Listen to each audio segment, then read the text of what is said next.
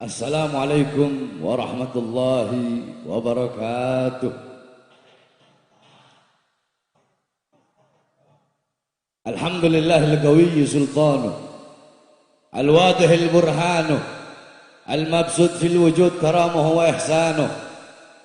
Allahumma salli wa sallim wa barik wa karrim wa azim ala nuril anwar wa sirril asrar wa tiryakil aghyar wa miftah babil yasar sayyidina wa maulana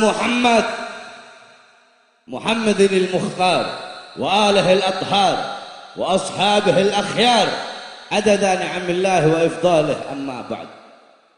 Yang saya cintai, yang saya muliakan segenap para alim ulama, para habaib, para kiai, para asatid, para tokoh masyarakat, segenap aparat pemerintah baik dari TNI ataupun Polri. Wabil khusus yang saya cintai, yang saya muliakan guru kita, Ketua Umum Front Persaudaraan Islam Sayyid Al-Habib Muhammad Ibn Husain Al-Attas, mudah-mudahan Allah panjangkan umur beliau, Allah sehatkan jasmani dan ruhani beliau, Allah permudah segala urusan dunia akhirat beliau, Allah perkuat langkahan kaki beliau dalam berdakwah dan berjuang di jalan Allah Subhanahu wa taala. Yang saya cintai, yang saya muliakan Al-Habib Hanif bin Abdurrahman Al-Attas yang tadi telah menyampaikan tausiah dan nasihat yang begitu luar biasa.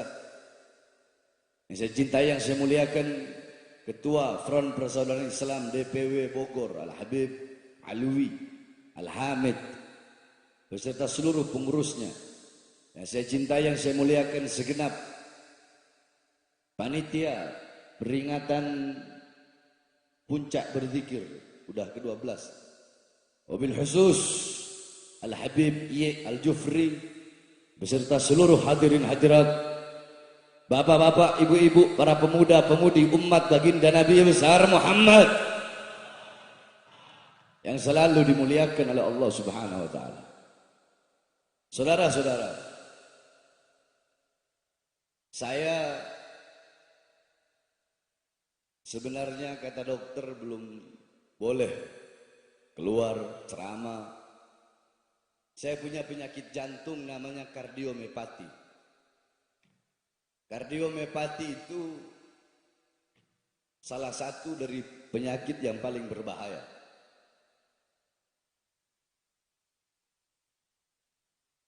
Jadi nggak boleh terlalu capek dan segala macam lah. Tapi saya nggak pedulikan itu semua. Karena saya hidup untuk melayani umat, melayani masyarakat. Dan ini acara tahunan yang tidak bisa ditinggalkan, sehingga ya dokter mau bilang jangan nggak ngerokok, rokok jalan terus. Makanya saya keluar dari rumah sakit. Hadirin, tadi udah banyak nasihat-nasihat dari para ulama. Saya hanya ingin menyampaikan sedikit. Kita duduk di ini majelis berzikir kepada Allah Subhanahu wa taala. Lidah-lidah kalian yang basah dengan tahlil, dengan tahmid, dengan tasbih, dengan takbir, dengan tamjid, dengan salawat, itu adalah lidah-lidah yang kelak di akhirat akan basah dengan telaga kautsarnya baginda Nabi besar Muhammad. Kalian duduk di sini berzikir mengingat Allah, Allah akan mengingat kalian. Kalian duduk di sini memuliakan, mengagungkan Nabi Muhammad, kalian menjadi mulia dan menjadi agung juga karena kemuliaan dan keagungan baginda Nabi besar Muhammad sallallahu. Nabi Allah Adam alaihi salam, bapaknya manusia. Nabi Adam, beliau pernah berwasiat, wasiat beliau untuk anak cucunya agar berhati-hati. wasiat beliau ini kepada seluruh manusia. Apa wasiat beliau?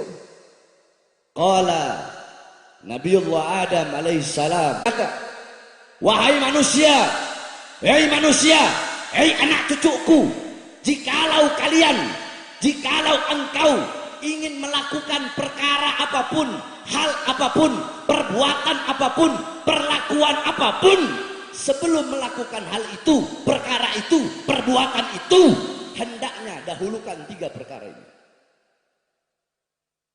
Yang pertama, istasyirul akhyar, bermusyawarahlah dengan orang-orang soleh, minta pendapatnya orang soleh, minta pendapatnya ulama, minta pandangannya ulama, minta nasihat para ulama.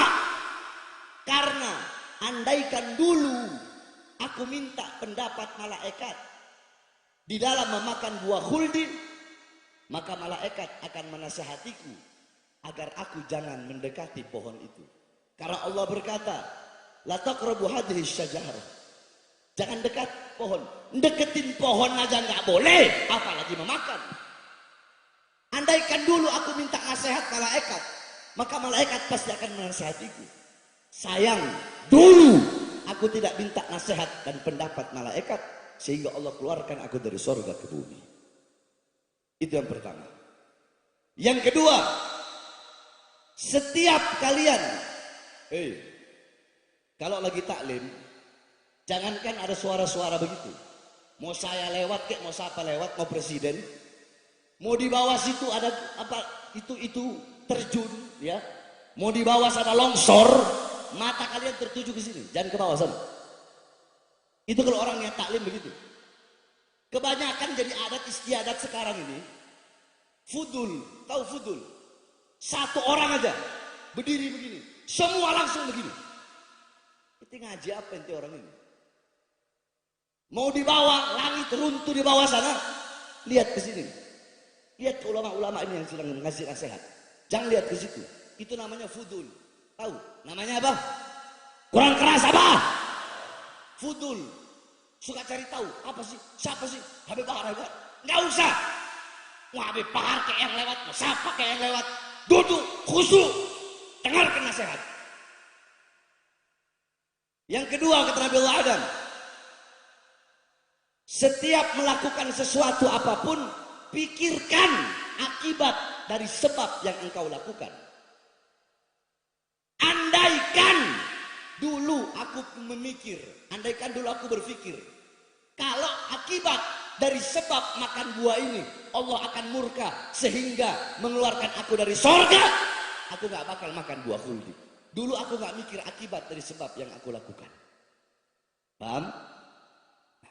Jadi ini aja yang saya bahas. Yang ketiganya nanti tahun depan baru saya bahas apa perkataan yang ketiga itu. Nah, saudara-saudara sekalian yang dimuliakan oleh Allah, ini musim-musim pemilu, betul? Betul? Jawab yang keras, ini musim-musim pemilu, betul? Musim pemilu begini, capres-capres manapun, pejabat-pejabat, partai-partai pendukungnya, tim-tim suksesnya, bahkan perempuan-perempuan, istri-istri tim sukses, istri-istri capres, istri-istri pejabat, bahkan mak banteng mendadak pakai jilbab, saudara-saudara.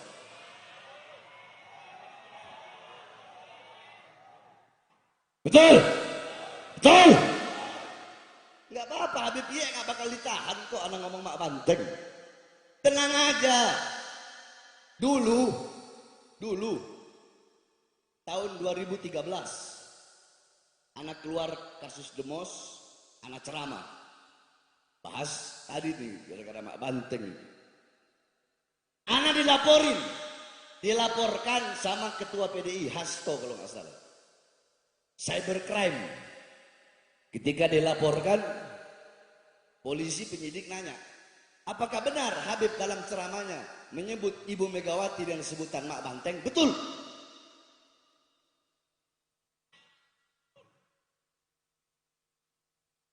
Polisi tanya lagi penyidik, apa alasan Habib kok menyebut dengan mak banteng? Apakah tidak ada sebutan lain? Apa anda jawab? Pak, saya ceramah agama. Dalam agama, dalam Islam, ada namanya lakob, ada namanya nisbat. Ayo, ada namanya lakob, ada namanya. Kalau ada lakob, pasti ada. Kalau ada lakob, pasti ada. Abu Nawas, bapaknya Kerah. Nih, Kerah baju. Kenapa dinamakan bapaknya Kerah? Karena Abu Nawas itu kalau pakai baju, kerahnya lebih panjang dari kepalanya. Makanya dinamakan bapaknya Kerah. Itu penisbatan namanya. Paham? Sufyan Ats-Tsauri, Ats-Tsaur artinya banteng. Lakopnya Tsaur, banteng. Cuma bedanya apa sama banteng, nanti ada bedanya.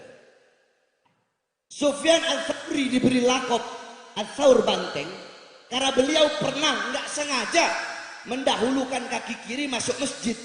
Tiba-tiba terdengar suara, ya Tsaur qaddimul yumna, banteng, dahulukan kaki kananmu. Semenjak itu beliau diberi gelar banteng. Itu nisbat, penyandaran kepada gelar. Yang kita kenal Imam Ghazali. Siapa yang kenal Imam Ghazali? Nah, ulama ya, para ahli syiar, ahli sejarah, pendapatnya macam-macam. Ada yang bilang Ghazali itu Imam Ghazali itu nisbatnya dari desa yang bernama Ghazalah. Tapi dibantah. Pendapat yang paling muktamad, pendapat yang paling kuat, pendapatnya Al-Imam Az-Zahabi dalam kitab Syiarul A'lam An-Nubala. Di situ beliau katakan, aku telah keliling daerah Imam Ghazali mulai dari tempat lahir, tidak ada desa yang bernama Ghazalah. Sehingga yang benar lakop Ghazali itu dari kata ghazal yang artinya tukang tenun, tukang jahit, tukang sol. Karena bapaknya Imam Ghazali, keluarganya semua itu berasal dari tukang. Jadi ada lakop, ada Bapak udah paham? Paham Beb saya. Sekarang saya tanya sama Bapak. Megawati itu ketua umum partai apa? PDI Beb. PDI itu lambangnya apa Pak? Banteng. Ya saya panggil Pak Banteng. Kalau PDI lambang monyet, saya panggil Pak Monyet. Bener nggak Beb? Bener nggak? Ayo lo enggak? Iya bener nggak ya? Ayo bener nggak? Coba lambangnya monyet, ya panggil Pak Monyet. Atau coba lambangnya ya dipanggilnya Emak Bidadari. Berarti Beb, yang lain juga gitu. Ya, yang lain juga gitu. Golkar waktu itu Abu Rizal Bakri, ya berarti bapaknya beringin.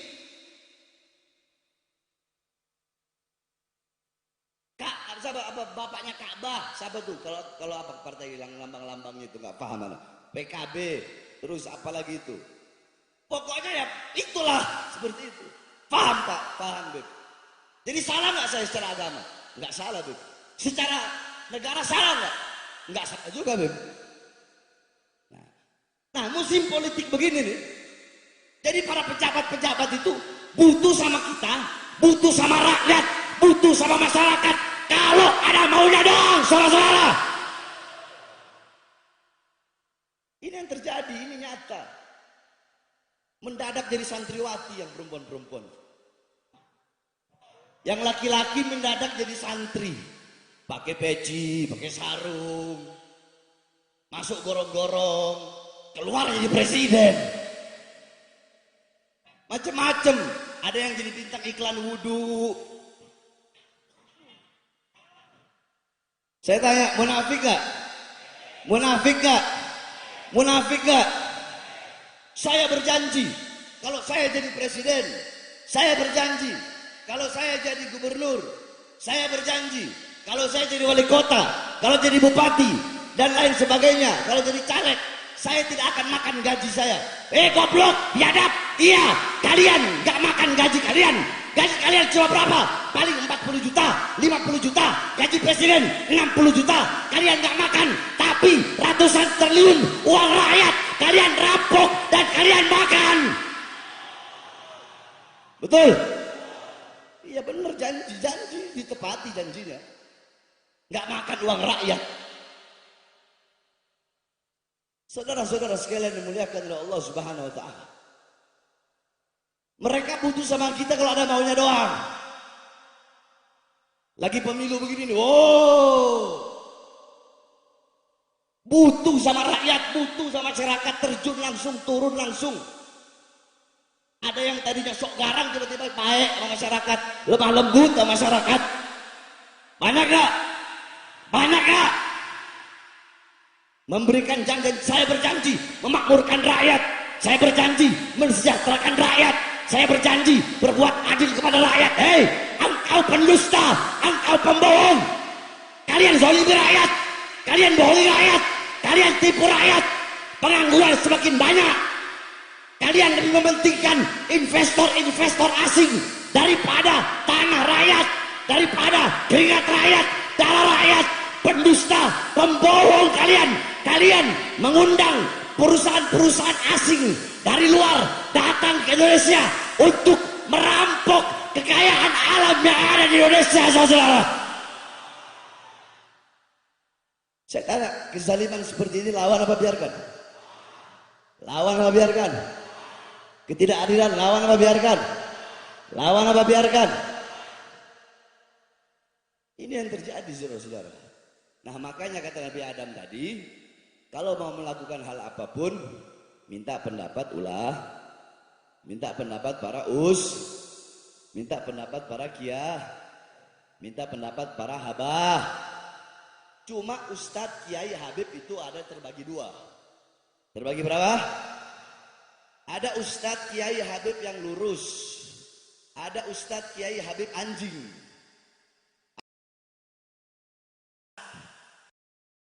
Biadab. Ada Ustadz, Kiai, Habib goblok. Jadi terbagi dulu. Loh, siapa Habib? Kok Habib bilang ada ulama anjing ya? Saya tanya, kita kalau piara anjing, ya, kita kasih makan itu anjing, dia setia nggak sama kita? Setia nggak? Nurut nggak? Suatu saat kita nggak ada makanan, itu anjing bakal carikin makanan buat kita. Ini para ulama-ulama, para ustadz, para kiai, para habaib yang berdiri depan pintu surga, berdiri depan pintu kekuasaan, jadi penjilat-penjilat pejabat. Mereka Allah kasih anugerah ilmu, Allah kasih ilmu kepada mereka, tetapi ilmu yang Allah berikan, alimun alladzi yaj'alu ilmahu tabi'an lira'il muluk. Ulama tapi menjadikan ilmunya untuk mengikuti kemauan para penguasa. Penguasa mau yang halal jadi haram, mereka bikin keluarkan fatwa halal jadi haram. Yang haram penguasa pengen jadi halal, mereka bikin bagaimana caranya yang haram jadi halal.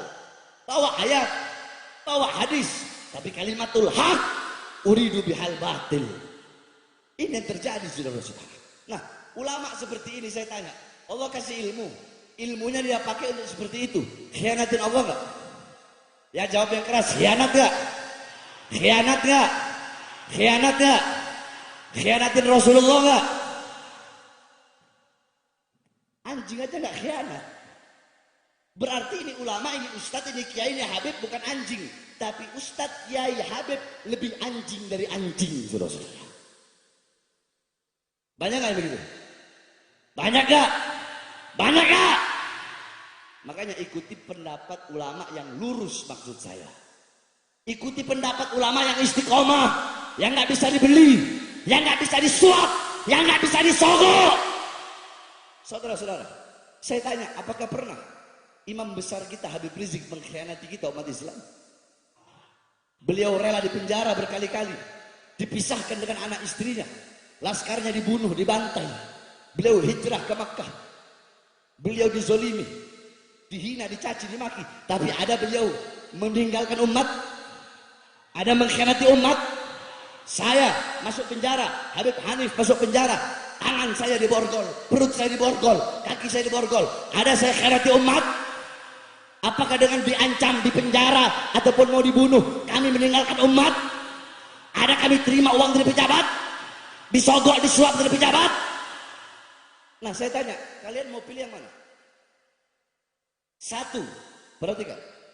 Satu, ulama yang capres ngeluarin uang buat dia.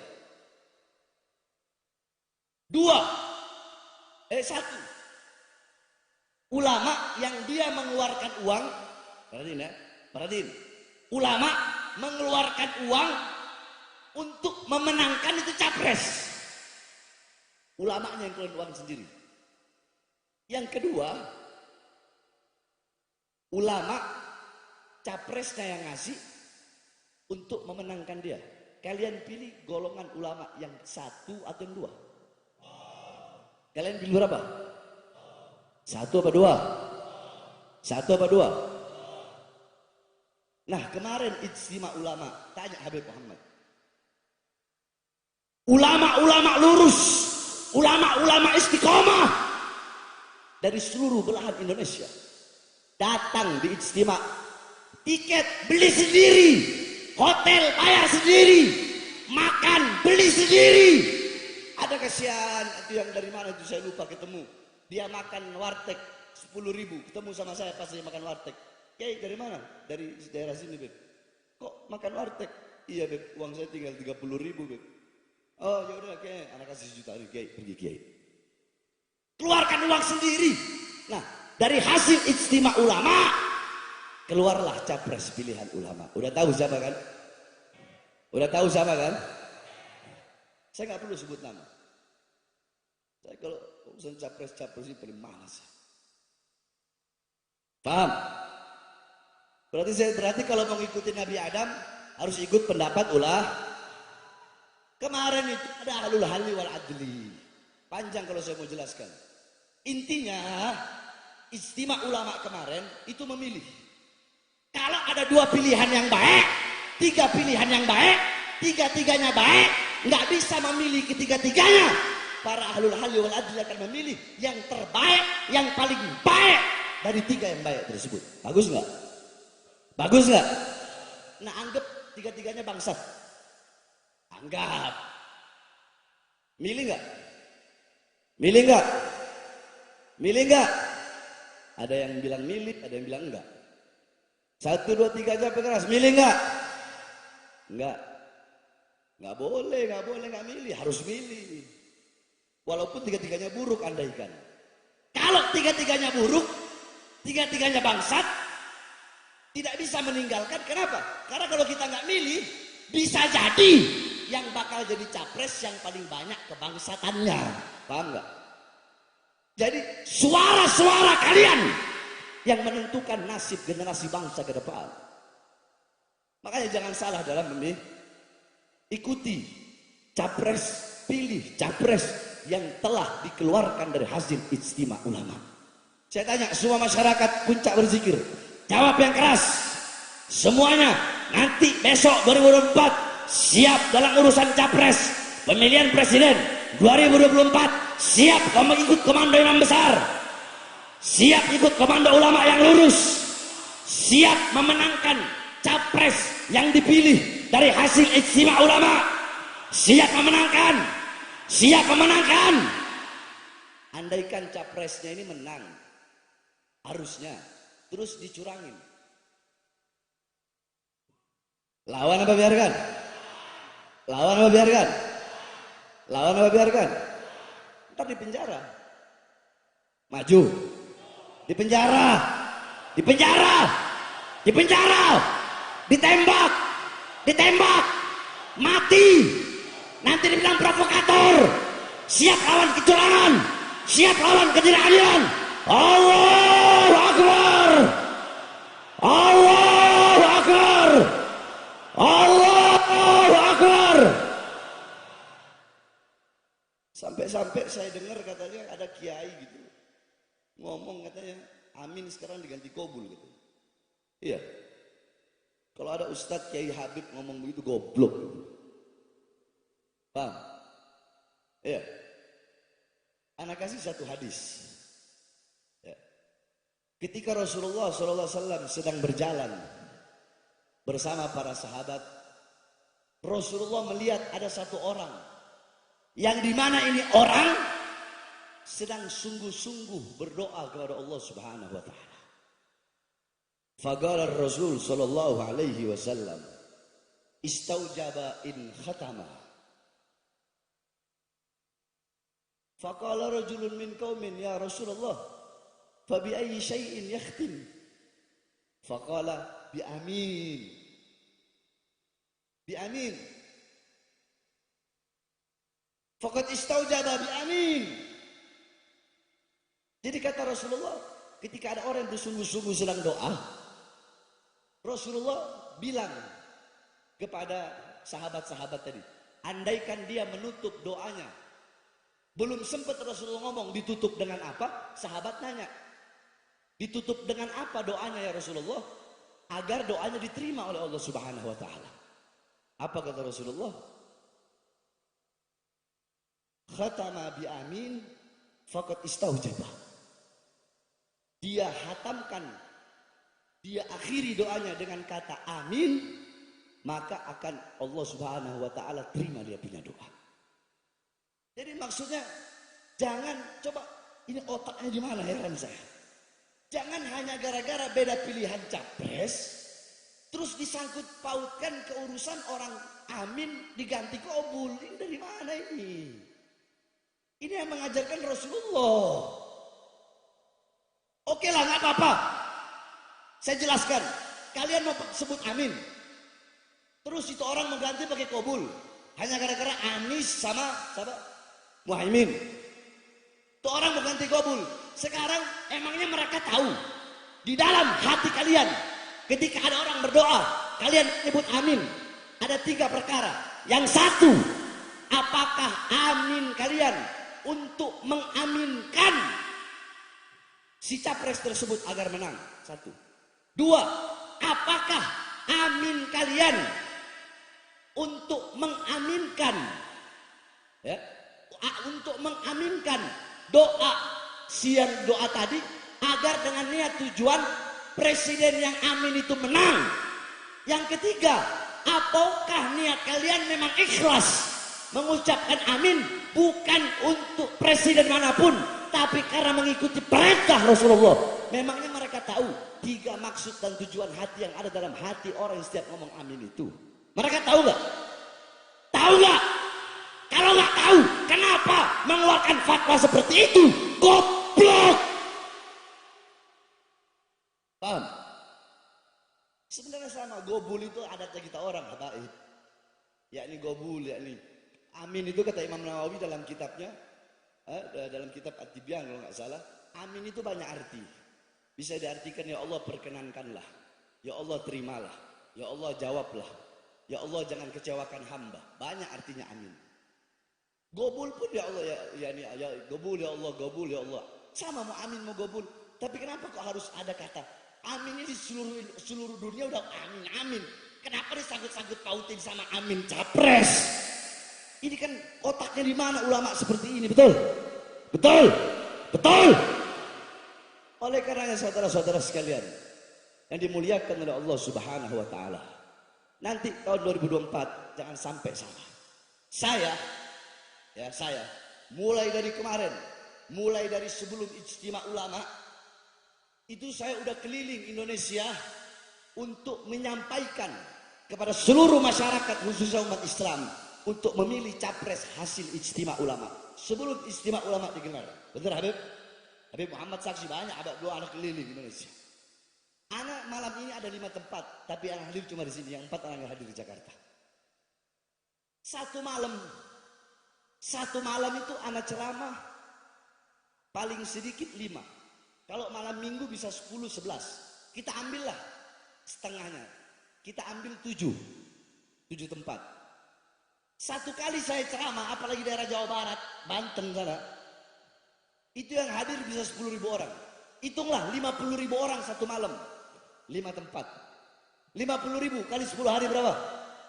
Berapa? 500.000 kali 20 hari, kali 30 hari,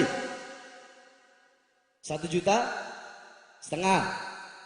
Tambah lagi 1 bulan lagi 3 juta, tambah 1 bulan lagi 4,5 juta. Itu diambil sedikitnya, saudara-saudara. Habib Muhammad, kami semua akan berusaha, bersusah payah, berkeringat keliling. kami akan keliling Indonesia untuk memenangkan pasangan capres yang dipilih dalam Ijtima Ulama. Tapi ingat, saya ingatkan kepada Anies Baswedan dan Muhaimin Iskandar, saya Bahar bin Smith, kami para habaib, para kiai, kami akan berusaha sekuat tenaga untuk memenangkan kalian. Tapi kalau nanti kalian menang, kalian khianati rakyat, khianati umat, khianati Islam, saya Bahar bin Smith orang pertama yang akan melawan kalian. Allahu Akbar, Allahu Akbar.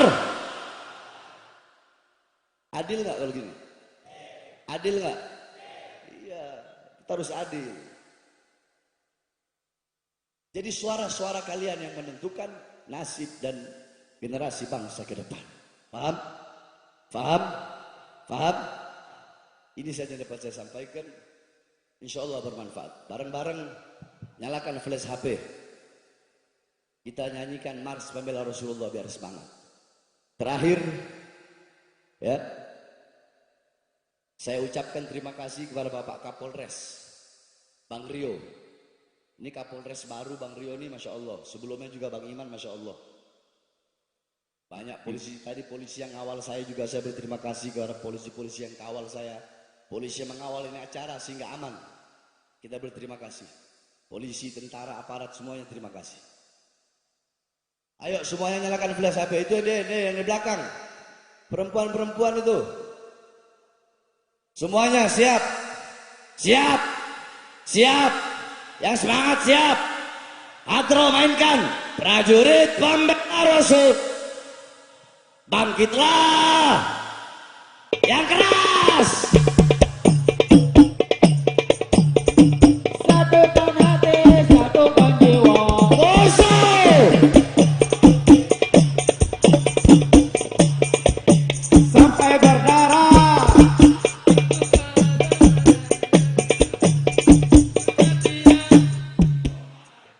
Maju.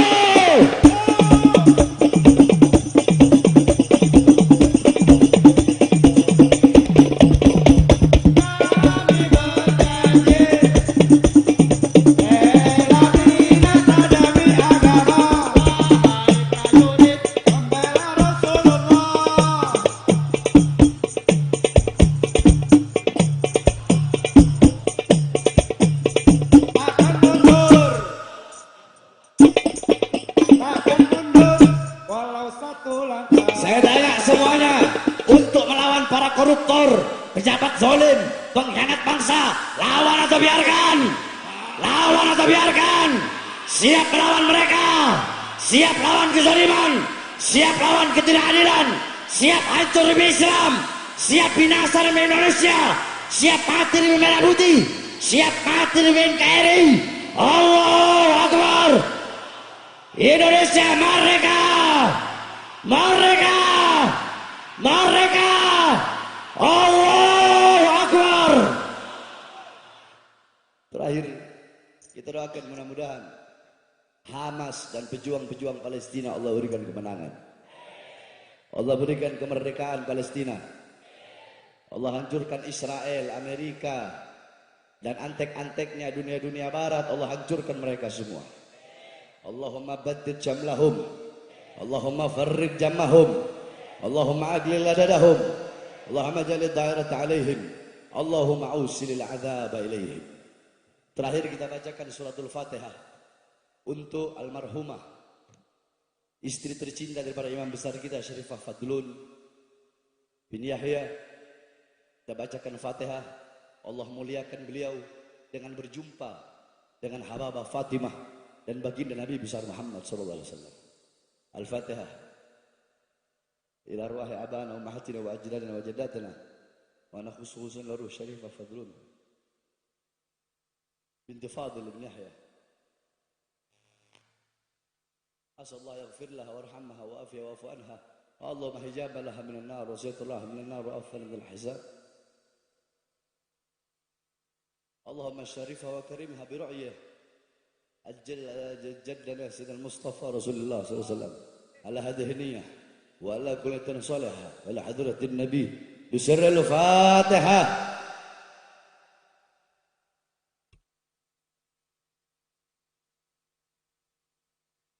Ini saya baca